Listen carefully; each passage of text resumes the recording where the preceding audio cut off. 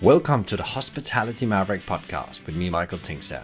We at Hospitality Mavericks are here to inspire leaders to create heart-centered and profitable businesses from the inside out, the kind that both employees and customers love and support. Thanks to BizSimply for sponsoring this episode as our show partner, and BizSimply is the all-in-one HR, workforce management, rota and operations software designed and built by hospitality experts to make every shift run like clockwork. And we join forces to help the industry to find new ways to become even more innovative in how we lead our people, how we operate, to how we grow our businesses, to how we serve our customers. Together we want to share strategies and tools that can make the industry thrive long term, not just survive.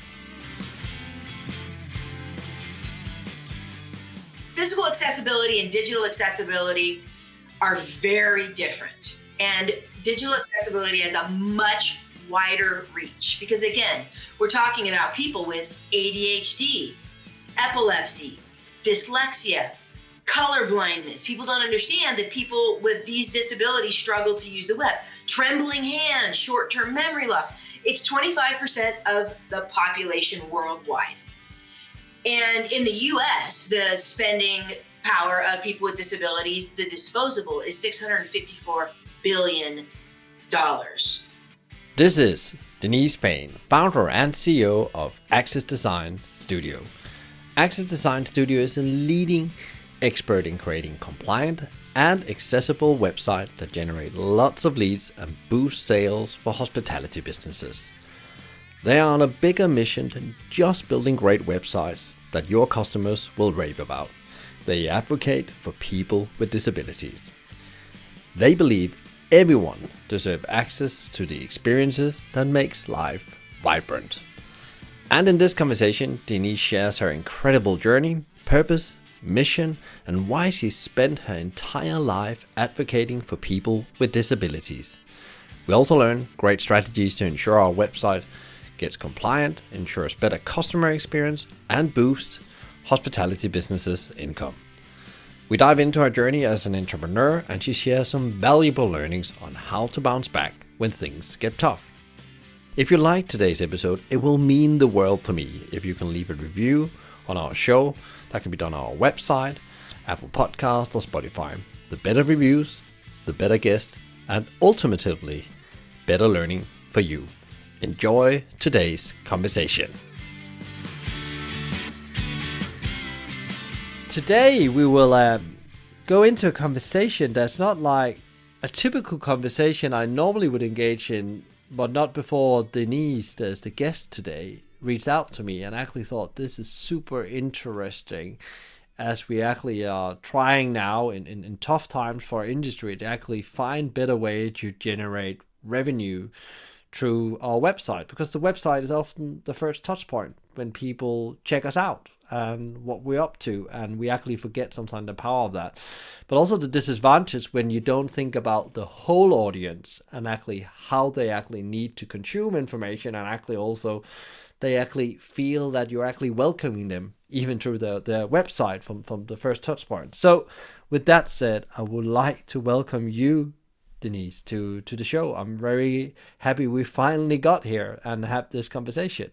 Thank you so much, Michael. And I appreciate that you appreciate what it means that we're talking about today, how important it is.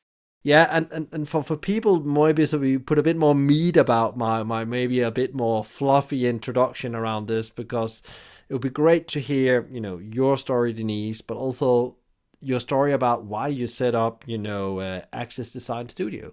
Well, so I had a web design agency for 20 years. And then during the pandemic, we were all online. We were all living online. It was our lifeline, right? So what became really apparent, even louder than normal, is that people with disabilities did not have equal access to the web. And I'm not talking about just, we think of disabilities, right? We think of blind or deaf or in a wheelchair, which of course it includes, but I'm talking about people with ADHD or dyslexia, color blindness, low vision, low hearing, etc. And so it struck me during the pandemic, this inequity. And I have a brother who's disabled. And so I have, he is the most amazing human being. And he's the reason that I, was a Special Olympics volunteer and ran a camp for kids with disabilities and another camp, various camps, worked my whole life with people with disabilities. So it started coming to me. I've had a web design agency for 20 years. We've worked with hundreds of hospitality businesses.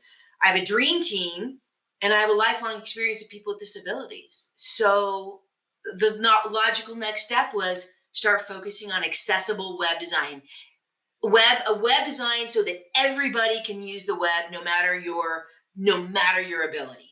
And what is it like, your mission? What mission are you on? Because it seems like that you had, like many others in the pandemic, you have these transformative moments where we just say, this is the way I'm gonna do. This is what I need to serve now. But what is your ambition with this? Because you, of course, you want to make sure that every website in the world, I guess, is better.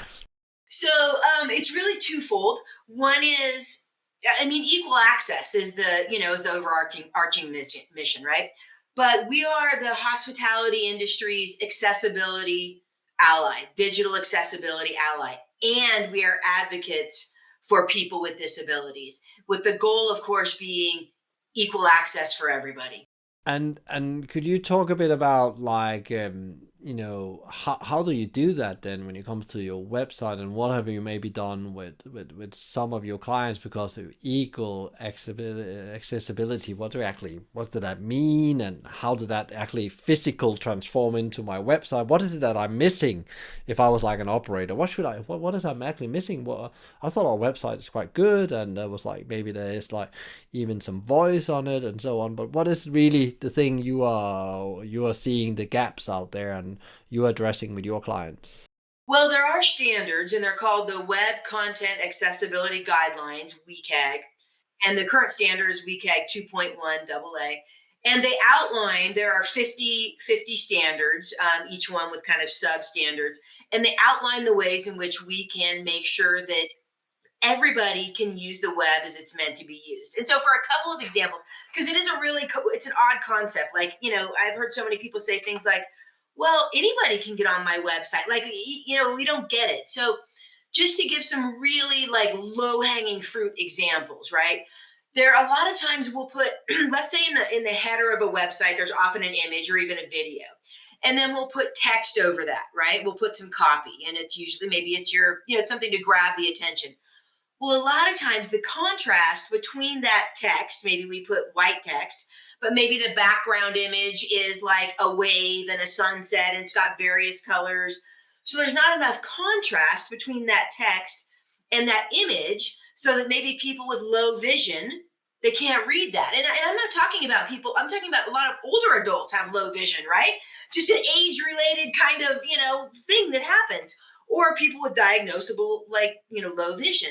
So that's a really sort of easy to get your head around example. There are lots of examples, but that's one. It's making sure there's enough contrast so that everybody can see what they need to see on a website. Well, what is the, you're thinking like in a business context, what is the opportunity here? Because you think, well, the majority of people can access my website, so I need to focusing on the 20% that gives 80% if you really put your business CEO hat on. But what are people missing out on something here? Is there like opportunities just pure commercially to be really starting reflecting on these things? Yes, thank you for asking that question because first of all, what we want to understand is that 25% of the population has a registered disability. Physical accessibility and digital accessibility are very different. And digital accessibility has a much wider reach because, again, we're talking about people with ADHD, epilepsy, dyslexia, color blindness. People don't understand that people with these disabilities struggle to use the web. Trembling hands, short term memory loss. It's 25% of the population worldwide. And in the US, the spending power of people with disabilities, the disposable, is $654 billion. And I could give you Canada and the UK, et cetera, but you're getting the idea. There's a lot of money here. So, what we do is we create a frictionless user experience on the web. As hospitality industry, in the hospitality industry, we're all about guest experience, right? The guest experience now begins way before someone sets foot on the property. 90% of people begin their journey, their travel journey, doing research online. So we want to make sure people feel welcome from the moment they Google your name. And people won't tolerate any friction on a website because there are so many choices out there, right? There's so much. So we want to create an amazing user experience to make sure that everybody is welcome at our hospitality property. And can you give examples of where you work with companies and where you started out and then you identified some of these gaps and actually what then happens without maybe mention, you don't have to mention names, but actually what kind of, commercial wins do they have and guest experience win would they have as you've been working through the process of making their website more accessible? Absolutely. So what comes to mind is a glamping business in the Sierra Nevada foothills in Northern California. And so they had two things. One, they had a website that was very inaccessible. It was old. Old anymore is like 6 years, right? And it hadn't been updated, and it had no accessibility work. And they also used a booking engine that was not accessible. So that's where a lot of problems happen. You might do all the work on your website, but if your booking engine is not put in the work to be accessible, that creates problems. So we made their site accessible. We made it compliant, WCAG 2.1 AA compliant. And then we worked with their booking engine. We audited their booking engine to help them get their booking engine compliant. And so what they started seeing, immediately within 3 months, a huge uptick in bookings on their site as opposed to the OTAs and Airbnb, etc., which is what they wanted. They want to book through their site because they want more control. So they saw increased bookings on their site. But what they also saw, we also tweaked their brand a little bit. They wanted to tweak their market a little bit. So they needed some tweaks to their brand. They wanted a lot more older adults. They're a hugely sought after market. So we made sure that their site was accessible so that older adults, again, could have this frictionless experience. And they started seeing a huge increase between the tweak in their brand, the making their site accessible. They started seeing a huge increase in the market that they wanted to be serving. And that's super interesting because I guess it's not. I think it's. I guess what you're saying is also there's like a process as you are continuously improving that website with that goal in mind. You start to see these changes, like anything else. Absolutely. It's you're testing, right? And you're changing and tweaking all the time. And that's again is making sure your brand is well defined, and that include very much defining your brand is who's your target market and how do you speak to them, etc. And of course accessibility feeds right into that because an accessible website creates a better user experience for everybody. Let's get rid of this idea that an accessible website needs to be very boring and just black and white. And go to my websites, check out my website. You'll see an accessible website can be gorgeous, dynamic, etc. But it improves the user experience and it improves the user experience for everybody. And I guess also like when people, you mentioned a glamping business here, whether that's like a group going, as you're saying, with like 25%, there's a big chance in any group going anywhere, if it's hotel, restaurant, there will be somebody in that group that has a need that is beyond the average human being. They have a disability of some kind. So therefore, actually, you might miss out on groups to say, well, if that person doesn't feel comfortable about saying yes to that experience, they will follow that person and say, okay, well, so and so is not happy, so we need to find a better solution. I could all be down to the first touch point, as you say, which people go, they Google the business or the experience they're about to spend money on. And especially in times we live in now where everybody's a bit strapped on living costs as well. So like really that choice becomes really important when people go out and spend money on experiences. Absolutely. And that is the thing. People, I do a lot of speaking at conferences, right? And so people will say, I don't really know if I know anybody that, needs this. And so I do this exercise, right? Where I'm like, okay, who knows somebody who? And then you stand up. If you know somebody who is, has color blindness, has ADHD, has epilepsy, has dyslexia, has autism, etc. The whole room ends up standing up, and some people are raising, legs and arms because they know multiple. And so the point is made exactly as you said. We're not always just buying for ourselves, right? We're buying for those people we love. Sometimes we're buying for a gift for a coworker. It's much larger than just us. And so exactly the point you made, we're considering those people in our circle when we make buying decisions. What is like when you're seeing companies that's got this really right, and of course they get better business, get a better brand, is do they also feel that then they have they got feedback from customers that said like it's great that you are much more accessible. It's actually feels like you're part of making the the maybe a very big thing, making the world a better place, because like seeing each other is one of the biggest thing in my view. Seeing each other, understanding each other's needs are key to make the world a better place. Absolutely, because it becomes part of our marketing, right? That we care about everybody's experience. And right now, DEI, diversity, equity, inclusion is huge, which I'm so grateful for. And people are connected. People talk, right? Especially the disabled community, right? They're very connected. And if they have a great experience, they share that, and they are so brand loyal. It might be the most brand loyal market that is out there. The disabled market, because exactly what you said. You've shown you care. And then, outside of the disabled market, people want to buy with socially respond. They want to spend their money on social responsible companies, businesses. I mean, that is a huge movement, sustainability, etc. And accessibility is part of that. It's part of sustainability. It's part of being socially responsible. It's part of your corporate social responsibility policy, etc. And people want to spend on socially responsible businesses. Yeah, and it's very, very interesting because like lots of people I talk with always talk about it's about in Europe. Actually, I don't know how this movement is in the US, but actually about B Corp and getting these certification. But actually, you could do a lot of other things that actually is will make much more impact than you going through a certification process. Actually, making sure that you hear and see people where they are and their needs in a way, and your website must be a key thing where that's the first step for everyone, as you already said. But what about like when I was an operator, put my operator hat on, what about compliance and stuff like that? It's like there's hospitality business needs to be aware of that. There's so much around compliance today as well, as we're talking about.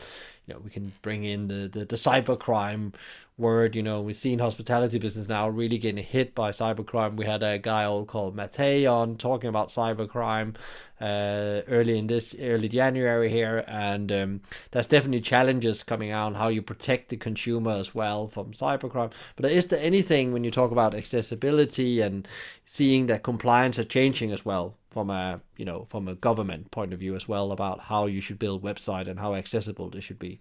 In the EU, in the US, and Canada, it is legally mandated that websites are accessible.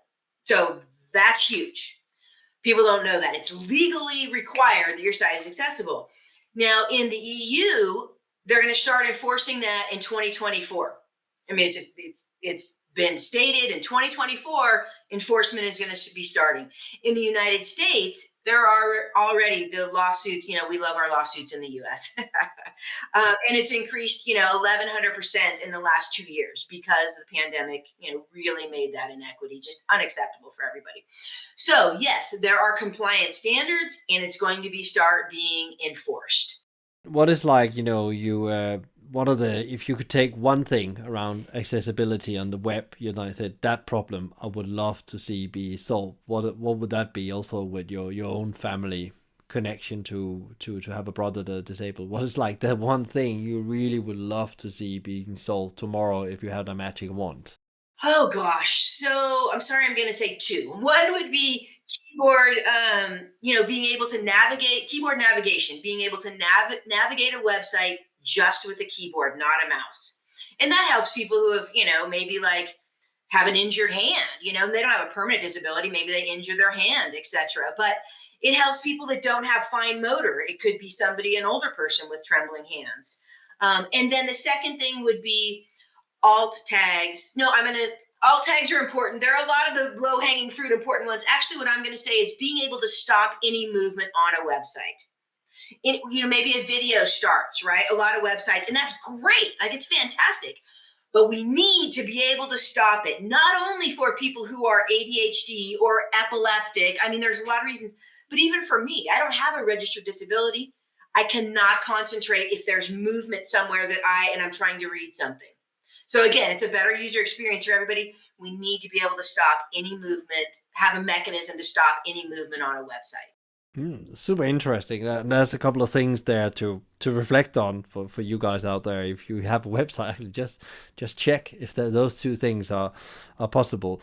And what is it like? You also, we go a bit into you, and you set up the business with a new direction. Like, what has been like one of your significant learning the last couple of years as a human and business owner, as you have both changed direction for the business. You made a huge step change there. You've done this for 20 years now. You tell the team we're going direction, but also like just going through these times, which for any business owner and leader I meet has had something has happened inside them, or something, or they are on a journey right now. Gosh, yeah, Michael, I learned this a long ago, but the last, the years of the pandemic have really amped up the truth of it. And that is that business is way more about relationships than transaction. It's about creating relationships with our guests and our employees and our vendors and our suppliers, and showing kindness, genuine interest in people. It creates those relationships that are loyal, reliable, collaborative, long term. It's about relationship and kindness. And this sounds so cliche, but I mean, from every step, we just need to be kinder. And I'll be honest, Michael, I'm not a woo woo like kind of person. I'm just not. But kindness, like, I walk into the grocery store and the produce department looks amazing, right? And I say to the produce person, "This looks so fresh and healthy. Thank you." Just tiny pieces, right? And he lit up. And then another produce person, they came in this big, joke, and we started talking about him juggling, the tomatoes, making jokes about things. And it just lightened. Just those tiny pieces of thank you and smiles, and they matter right now. Our hearts are hurting. And I just think kindness can take us a long way. Yeah, and before we started the interview, we were talking a bit about we hadn't touched base since, I think it was August or something like that, and then how's life, and we got into that conversation about, yeah, there's a lot going on, it's like this continuously process. Without being negative, we are just in one thing after the other, and actually we need as humans to adapt to that and actually be able to compute and actually dealing with the situation. It's really interesting you say kindness. I'm actually reading a book right now that is called The Compassionated Mind, which is actually all about how you're more kind to yourself, and because I'm very interested in how you improve yourself. And actually, that actually often you're actually always pushing yourself as a business leader. I need to get better. The 1% improvement obstacle is the way, but there's also the other side. Actually, you need to give yourself time and weave and move and accept that's actually okay sometimes, not just to force forward. And that's what I hear what you say as well. Is there things where you also said, like, okay, to be kind, I actually also need to change things in my life. I actually need to set up different behaviors and habits to actually have the headspace to be kind. Oh my gosh, absolutely. Absolutely. For me, one of the things I do to make sure, I need spaciousness, Michael, even now more than ever. There's so much noise. I mean, what the pandemic, even though we all got quieter in one way, things got noisier in other ways, right? Because we were just bombarded with, especially as business owners, the email and the Slack and all the channels and the notifications and for me, I need spaciousness. Despite the fact that I'm a very driven business owner. I like to be bold and, making big moves. I need spaciousness. And for me, that involves I am fortunate enough to live in the Lake Tahoe area of California, Northern California, which is, I live in the forest. It's very beautiful every day. And I have this blocked out on my calendar. No meetings can happen at this particular time every day. My dogs and I, we hike down a river canyon to the American River, which is a stunning river, and then we hike back up. I need that. For me, it's nature. For other people, it's whatever. It's nature and exercise, especially with my dogs. I am a big dog person, and I mean the creativity that happens in that hour and a half every day, because I'm putting myself in a different mindset. I'm opening up, it opens me up to possibilities, which I love, because I can get very narrow in, when I'm sitting at my computer, right? There's not, but it allows possibilities. It allows spaciousness in my head and in my heart. And from that is where I can be creative. I can be gentle. I can bring gentleness into my life, right? I can bring compassion, like you were talking about. So that's what it is for me. I think we all honestly need to find what it is for ourselves and carve that out. Super interesting. So is that also like, when you go on that, you need to find that space of silence to get that, freedom to think and not being on the screen, which actually is a really interesting thing. And before we actually had to go places and meet people, there's less of that. Of course, that has given us more time, but also I feel like there's much more, what do you call it, almost you need to digital deload in a different way, because it's like we are doing now. There's a lot of time with screens, and just when I think about my day today, I probably spent my already since probably 5-6 hours in front of a screen, and therefore my brain gets tired in a totally different way in the night, and actually it takes me longer time to rewind. So if I use running is my thing. So if I can just run 20 to 40 minutes every day, I actually feel I get that. But in that time also, I have there's no cognitivity that you can't get hold of me. I decide not to have a phone with me. Are you like very religious on that as well, or are you still approachable in that 1.5 hour? Well, hiking down that canyon, there's zero cell service. Okay. So it's done for me, which is good because I can get a little addicted to technology, right? I mean, I can as much as I don't want to be. So, it's done for me. And what you say is so true, Michael, because it used to be that we even had drive time between meetings. Right now, I end a meeting at 9 on Zoom, and at 9:01, I'm in another meeting. There is no brain relaxation. It's crazy. And I had a person describe this to me the other week, and it made so much sense. We used to have that drive time, and maybe we'd throw in a little errand while we were there. And now it's just one after the other. It can be because of Zoom, and I love it in some ways, but without building in that downtime, I become not a great business owner, not a great leader for my team, not a great, mom to my dogs. I mean, all the things, right? I need that downtime. And then you run a team as well. How had you? That's probably the question that comes very much in connection with you said that. Not how have you actually found out how to lead in that, and then actually and find that balance of things. And I don't know if you're already a hybrid team at that point. I guess, are you become more hybrid, or were you already hybrid? How did that work, and how do you manage this new era of a digital world with the physical world? Yeah. We've always been virtual since the very beginning. I mean, back in the dial up days, right? Oh my gosh. And I'm fortunate, and I have my team is all over the world. So, but it's the same thing. Oh my gosh. It was a lot more checking in with my team. How are you doing? Like that compassion, like taking the time. And for me, that can be challenging because again, I put my head down, I'm type A, and I'm moving through my day and I'm efficient and all those things. And so, as much as I have a huge heart, I can get really focused. So I have to stop and remind myself, check in. People are struggling. My team is struggling. I've had some people have some serious health issues due to pandemic related, anxiety and, things that a lot of, mental health that people struggled with.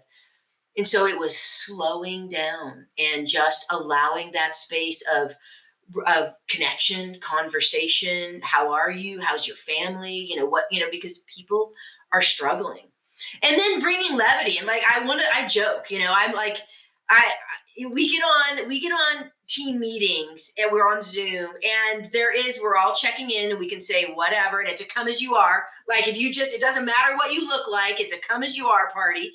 And there's the moments of, like, this heartfelt sincerity, and then there's the moments of we're laughing and we're joking, and it's really allowing for that full spectrum of what people are going through and hearing and being present for it. Yeah, and I guess it probably helped you, as you said, you're already a hybrid team before for this hit. But again, it's interesting to hear that actually, even though you still had to meet people where they are, and that's actually our biggest job in anything we do. So what is are you like from the business and maybe from a web accessibility point of view? What are you really excited about right now? Well, like what this is one of the things that really drives me right now, and I can see that really giving me purpose in what I do every day. What gives me purpose is I'm really starting to see people, we touched on this earlier, really embrace social responsibility in their businesses. And it looks different for, because you can't take it all on, right? Like, we can't take on all the things. But here's going to be people are focusing, right? And then they're spreading their wings, but whatever it might be for them. And it's sustainability. Are they going to, I just was meeting with a hotel in on the coast yesterday, and their big thing is sea turtles, and that's their focus, and that's what their, like, part of their, their profits go to, and they educate people when they show up at their hotel, right? A little bit about this. And I spoke with a rafting company, and they're all about rivers. Every time they take somebody down a river, they give them the option to write a postcard to a legislator talking about, hey, there's this dam going in, like, here are our thoughts about it or whatever. So they do education as well as creating these amazing experiences. And for me, that fires me up. Let's bring in some of this, some of the social responsibility aspects with the amazing experiences we're creating. And I think that's really, really interesting because like there's also like companies, it's not just selling experiences or products, and I totally agree with you. And it's good to see that movement actually. And lots of it's some of the best company I see, they actually take that education part really important. Like you have a great business in the US called Patagonia that talks about, the impact clothes, and actually they're very, very, very honest about saying we are not perfect. There's still a lot of things we don't have right, and then but they talk about the zippers, and they really educate you about the impact that the supply chain in clothing are doing. And you also have similar kind of businesses that will be talking about like what it actually matters that we fix the food system, and so on and so on. Yeah, Yvon Chouinard, who started Patagonia, he is an absolute leader in exactly what we're talking about. And recently, he announced that he was giving, I can't even remember the number of billions, like his whole family profit, to environmental, important Courses, yeah. environmental causes. Yeah, he has been a leader since before it was the cool thing to do. The 70s. He started Black Diamond. Anyways, I won't get into it, but you're exactly right. And this is becoming a movement. It's becoming, we want to spend, when I was just in Mexico a few months ago, and we wanted to do some diving, etc. And we made sure that any company that we worked with had these values, that it was stated on their website, right? That they were giving back, etc. Because I'm really into spending money and, like, in supporting businesses, but I want to make sure that I share some values with them. So it becomes part of who we are as a brand, not just for the marketing part of it, because we've tapped into what's important to us, and then that passion spreads. Yeah, yeah, and it is really interesting. And I think a lot is about also you can't do everything as you said, but like you have to make a choice on what is likely in your day to day. We can all do small things in our local community. It doesn't have to be saving. We don't have to be Patagonia. It's like the extreme version of it, like and you might maybe get there one day, but actually if you just do your little bit, and little by little, a little becomes a lot collectively. I think that's really powerful. And of course, choose a course that really goes close to your heart, because then there's a chance you will do it even when it's hard, because you're connected to it. And that's just a comment. That You're right. That passion starts coming out, and your team feels it. You're exactly right. When you choose that one thing from your heart, it reflects in your entire being and your entire business. Yeah, and it's about that legacy you can leave. Even if the business didn't continue, you might even touch some people that will go on, whatever they do, because everything has a start and an end. I always say. What in that connection? What would be your like top advice for business owner? Because lots of this podcast is all about building great businesses that make result, but also makes positive impact on people, society, and the planet. What would be your like number one top advice to leaders out there that want to build a business that does that? So I guess for any business owner, right, especially if you want to be a force for good, but for any is, well, two, find a mentor. Absolutely find a mentor. And yeah, I call it do it scared, right? I had a colleague say, if I don't go to bed every night, at least a little bit scared, I know I'm not being bold enough. Because there is a lot of fear in being an entrepreneur, right? And being a business owner, being a business manager, whatever it might be. But we do it anyways. And we're not always, sometimes we're gonna crash and burn. And a lot of times we're gonna be cutting that edge, right? Because we're willing. So I say, manage your fear, learn to manage your fear, and absolutely find a group of peers and a mentor. Yeah, that's great advice because yeah, you need them when you hit that line of where you sometimes want to quit and you maybe actually when it gets really hard my own experience is like you're actually very close to a breakthrough on the other side That's a great yes. because like sometimes that's the last little shake before you get to the next level and then you start a new journey and I think that's the thing you're never done. um is there like one question, Denise, you wished I've asked you in this conversation, and what would that question be, and what would you have answered? That's a good question. It's a little bit, well, it's more a question that I get asked all the time. It's a little bit different than what we've been talking about, but I get asked all the time by hospitality businesses. Well, I have a management company that actually manages my, website and, so who's responsible for accessibility, right? It's more like they're just handing it off to them. And what I tell people is that management companies do not have their finger on the pulse of accessibility. They just don't. They aren't trained in it. And there's a lot of misinformation out there. A lot of management companies are telling their clients that they're compliant. I don't think they're being purposely deceptive. They're just not trained in it. So, and you are responsible. If it's your website, it doesn't matter if somebody else is managing it, you're responsible for the whole journey for accessibility. So, bring on an accredited expert, have your site audited so that you actually know where your strengths are in accessibility and where you need to, lean into some improvement. That's a really interesting question because sometimes it's not people say it's not my problem but it's your responsibility. Yes. Yeah, so and I'm almost thinking that as like something maybe you haven't even thought about. I think that was a really, really, really good question, especially for people that works with number of stakeholders in their organization and actually where does the responsibility actually lie for that? Is there like I would love to hear as well because it seems like also you're on you that how do you actually want people to reach out to you if they had questions about accessibility on the web? And is there any information you want to share with them here in the end that they could go and get? Where besides, visit your website, you already said that, but like, what else? Is there something we need to share with the world? Yeah, well, of course, accessdesignstudio.com. And what we have on there, which I love, it's so fun. We created this infographic. And I mean, who doesn't love an infographic, right? I love infographics.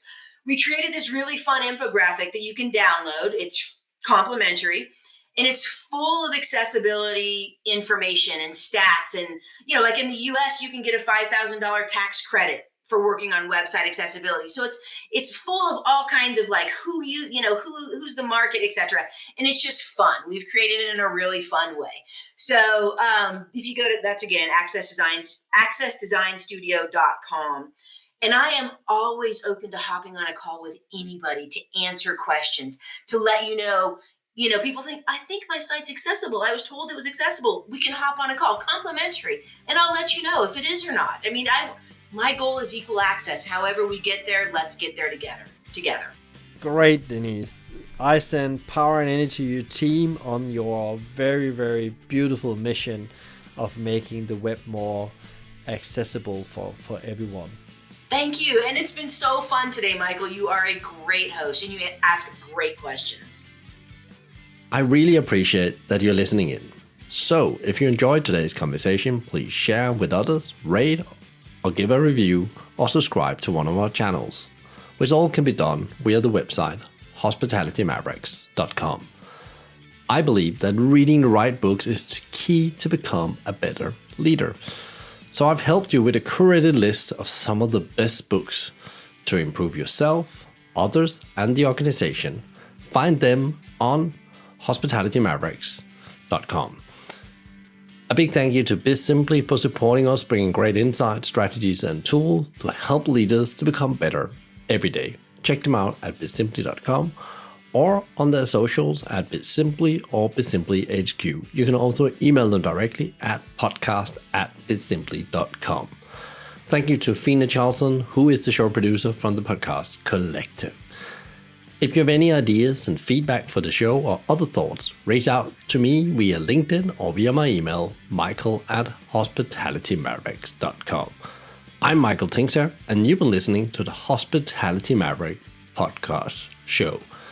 Be Maverick.